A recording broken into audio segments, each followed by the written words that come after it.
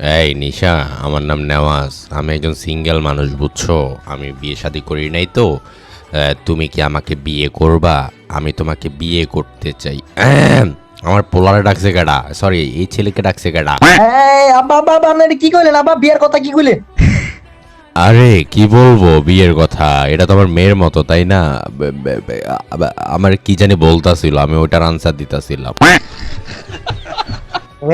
আব্বার ঘরে আব্বা, আমি কিন্তু সব হইনা লাইছি। আমি কিন্তু আমার মারে ডাকমু। ওই মা, বডিটা নিয়ে হতো দেখো, তোমার জামাই মানে আমার আব্বা এন আরেক বেড়ির লগে পরকিয়া করতেছে।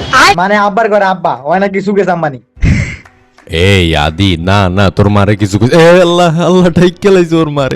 বউ বউ, তুমি তো জানো আমি ভালো, তাই না? আমি কিছু করতে পারি।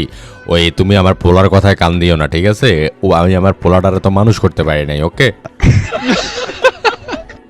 টোকাই আব্বা, আপনি না আমারে বডি দিয়ে আমার খাইতে চাইছিলেন, এই লেগে আমার লই।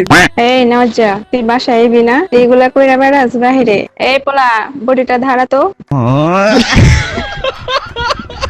বউ না না, আমার কিছু কইরো না, আমার ফাঁসাই দিছে তোমার পোলায়। এই পোলা, তোর দেইস, তোর খাওয়ানো অফ করে দিব আমি। আল্লাহ, বউ মাইরো না প্লিজ।